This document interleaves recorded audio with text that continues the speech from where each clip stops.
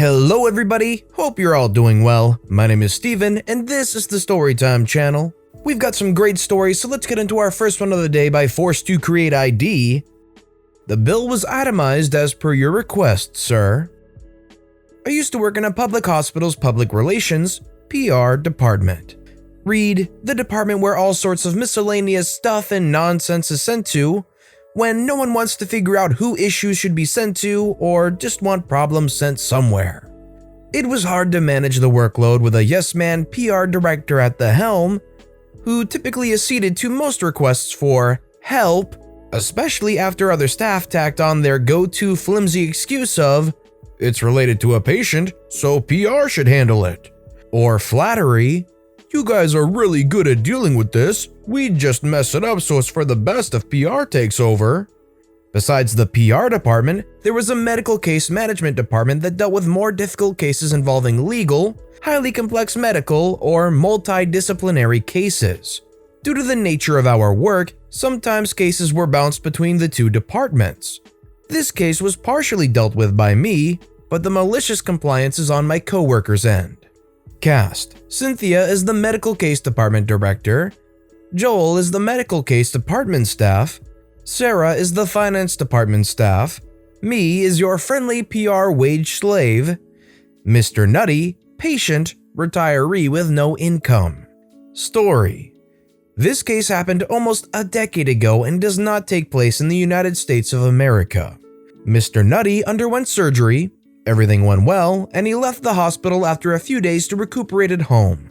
There, he combed through the bill, called the hospital about an apparent billing error, and was transferred to my line. For confidentiality and simplicity, let's call the item in question organ transplant. Mr. Nutty said that he didn't have an organ transplant and only had a couple of medical items inserted. At this point, he was still fairly pleasant. I assured him I'd call him after checking. As this was basically a non-emergency case, the finance department and the surgery department took about a fortnight to gather the details and figure out what happened.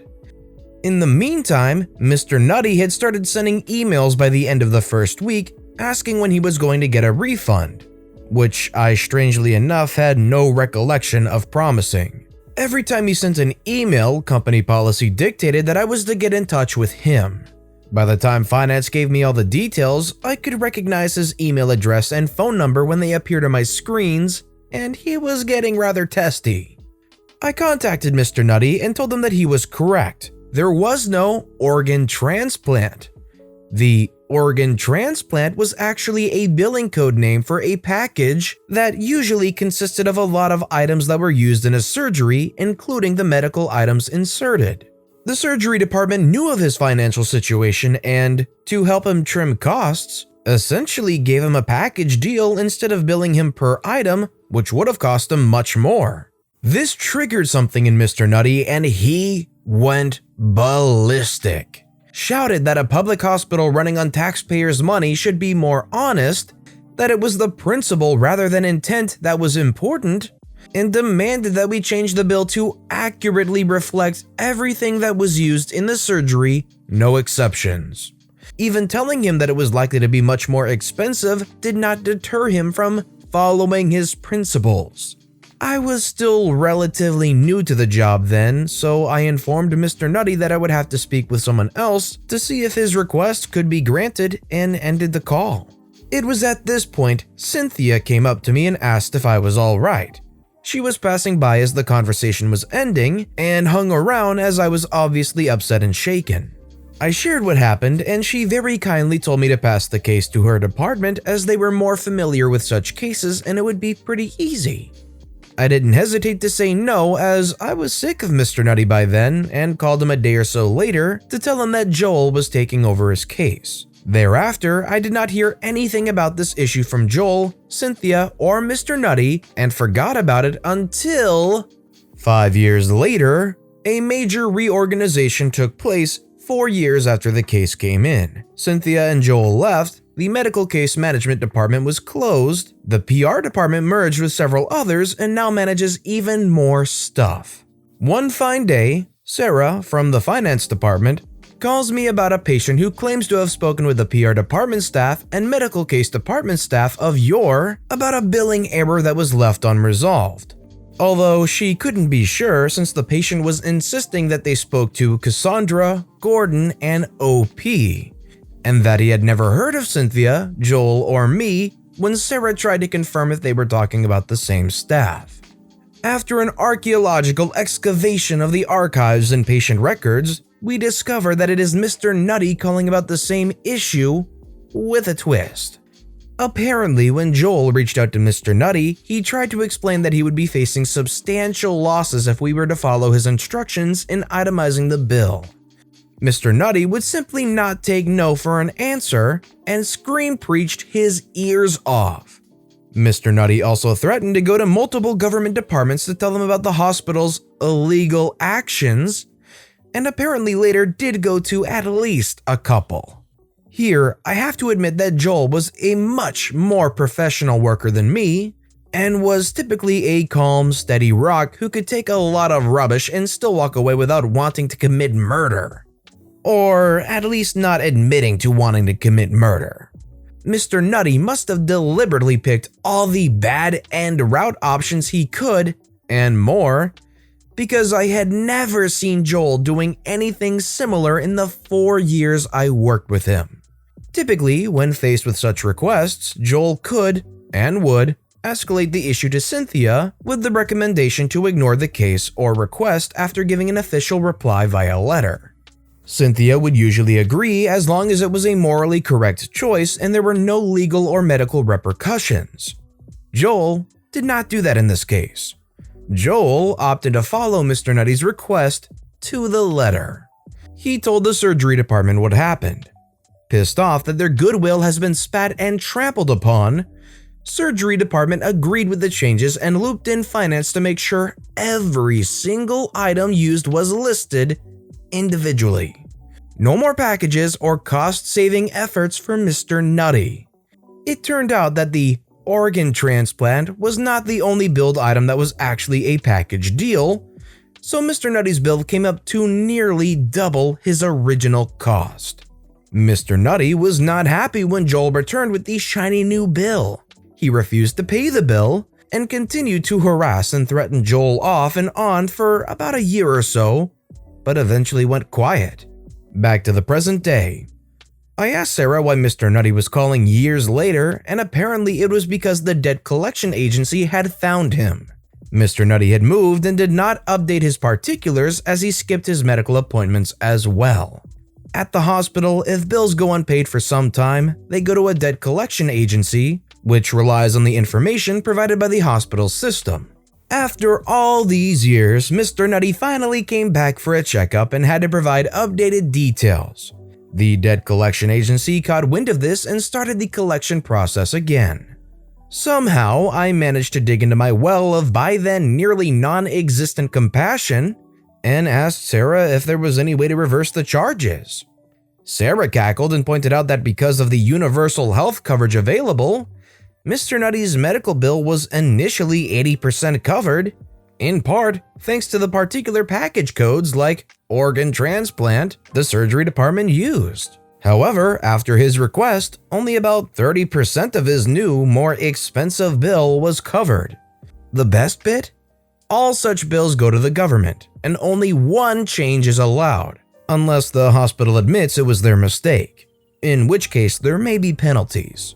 This is to prevent hospitals from changing the bills willy-nilly and to save administrative costs. Amazingly enough, one of the governmental departments Mr. Nutty complained to about our illegal actions was the same department in charge of handling universal coverage for hospital bills. So not only did the government department in charge know about his not too intelligent demands, they also knew that we had tried to help him but changed the bill to comply with his request. And there was absolutely no way the hospital was going to take a penalty on Mr. Nutty's behalf. It was with great, unbridled joy that I made the final phone call to Mr. Nutty. He didn't recognize me, but I had the extreme pleasure of informing him that I was the first staff who spoke with him 5 years ago. Didn't he remember screaming at me? No? Oh, not to worry, it was a long time ago. Oh, it's not that it's a long time ago. You just thought it wasn't worth remembering all our names. Because we're just customer service staff, you say? Alright. After that, I didn't bother with further niceties or small talk and went in straight for the kill, telling him that we could not change the bill again as it could only be changed once. Surprisingly, he didn't flip it once and even asked for the reasons. I explained how we, Sarah and I, dug through our archives in the sequence of events. There was a long silence, and just as I was getting worried about whether he had passed out, Mr. Nutty erupted, shouting about it being a pack of lies. We were dishonest. He was a retiree with no money. How could we do this to him? Why did we even make the changes if we knew it was going to be more expensive? How was it even possible that the revised bill be of a higher amount? It must be a mistake, etc.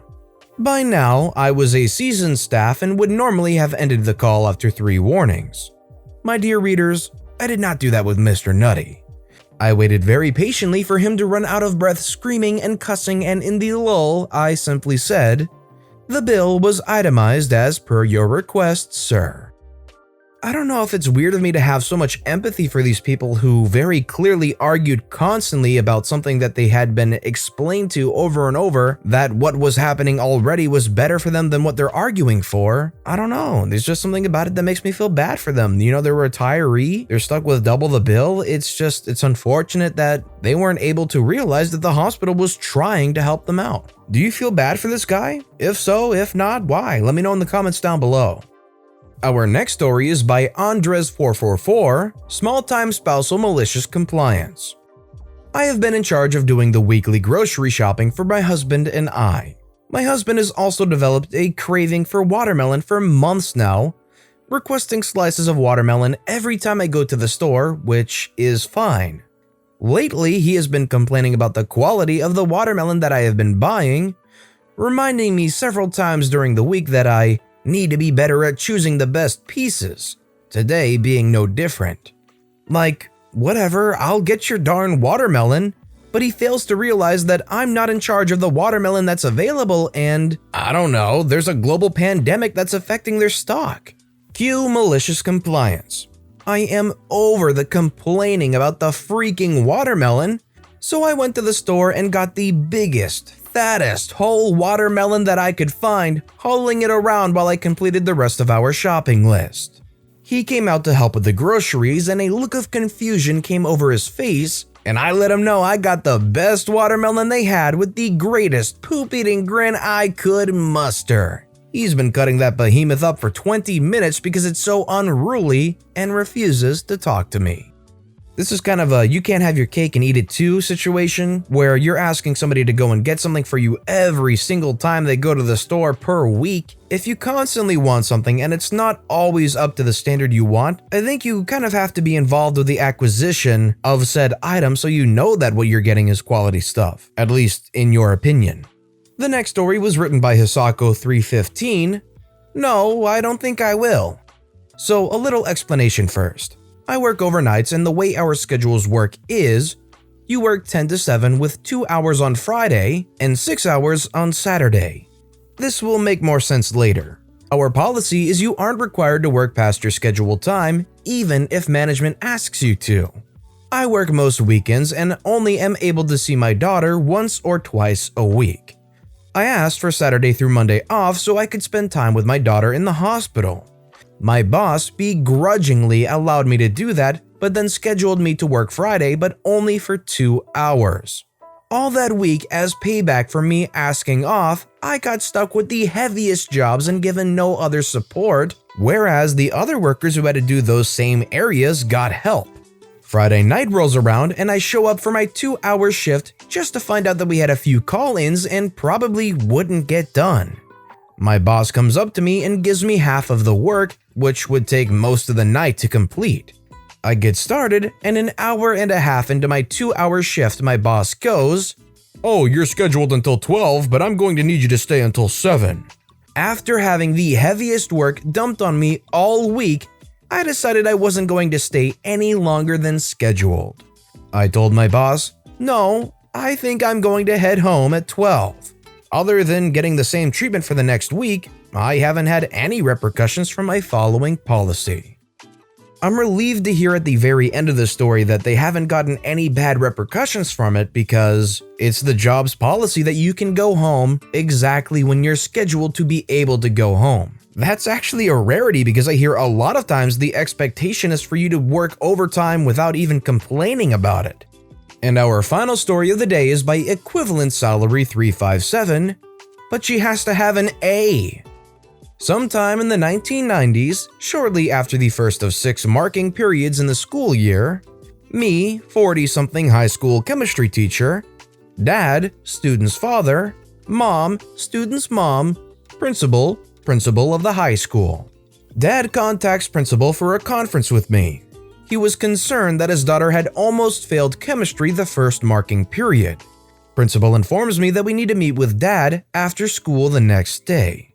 Usually parents contact the teacher directly, so I expect a hostile parent. When the meeting starts, dad wants an explanation of why his daughter did so poorly. As politely as I could, I explained that his daughter didn't seem to be putting much effort into the class, didn't complete homework assignments, didn't seem to pay attention in the lecture, and that her test and quiz scores were very low. Actual effort and attention are not always easy to judge, but by this time I'd been teaching around 15 years, so I thought I had a clue. Dad informs me that his daughter was going to nearby college with good rep and that she needed to get an A in chemistry to get scholarships so that they could afford to send her. The next 20 to 25 minutes consisted of me trying to explain that I believe she was capable of doing well if she put in the effort, and that she wouldn't be prepared to do well once she arrived at nearby college with good rep if she was just given a grade now.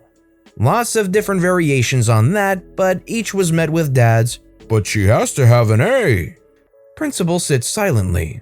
Mom starts looking embarrassed but silent. Just me and Dad. After about half an hour at this, I realized that Dad had to win if we were going to get anywhere. So let me get this straight. She has to get an A. Yes, she has to get an A. I had never heard of the term malicious compliance at that time, but alright, I understand. It is too late for me to do anything tonight, but tomorrow during my planning time, I'll go down to the guidance office, where school records are kept, and change her grade to an A+. From now on, every grade she receives from me will be an A+. Will that work for you? Dad frowning, "Well, if you just give her the grade, she won't study." "Maybe, but you said she has to have an A to get a scholarship." Dad repeats several more of my previous points. Apparently he was listening to me after all. To each of these I reply, "But she has to have an A." Dad, more to himself than to me, "But if she doesn't study, she won't be prepared for chemistry at nearby college with good rep." Me, silent. Dad goes quiet for a moment, then, "No, I'm going to tell that girl she has to get to work and pull up her grade." Conference over, no grade change. After Mom and Dad left, Principal asked what I would have done if Dad had taken me up on my offer. I said that I would have done exactly what I offered. Looking back, I'm not sure what I would have done the next day, but I dodged a bullet. So the girl gets to work, and by the end of the third grading period, she is earning all A and A+ grades. Somehow, a mistake occurred and her final overall grade ended up being calculated without that first grading period averaged in. So she ended up with a solid A. About 20 years later, about 5 years ago, now retired, this same young woman, now a pharmacist in a local pharmacy, filled a prescription for me. I'm smiling as I type this. Basically, it goes to show you that you have to have the drive if you're ever going to end up anywhere. She could have salvaged the grade herself if she wanted to, but she ended up getting a hookup, she was allowed to be lazy, and even if she did end up going to nearby college with good rep, she didn't end up with a very prestigious job. Don't get me wrong, a pharmacist job isn't bad, but I would guess that's not exactly what they were aspiring for. But besides that, if you enjoyed the video, please consider giving it a like and subscribe and turn notifications on if you haven't. All of those things help the channel out so incredibly much. So no matter what you did, whether it was commenting, liking, subscribing, thank you all so very much for supporting me right here on the Storytime channel. That said, I hope you all have a wonderful day, and I'll see you all next time, right here.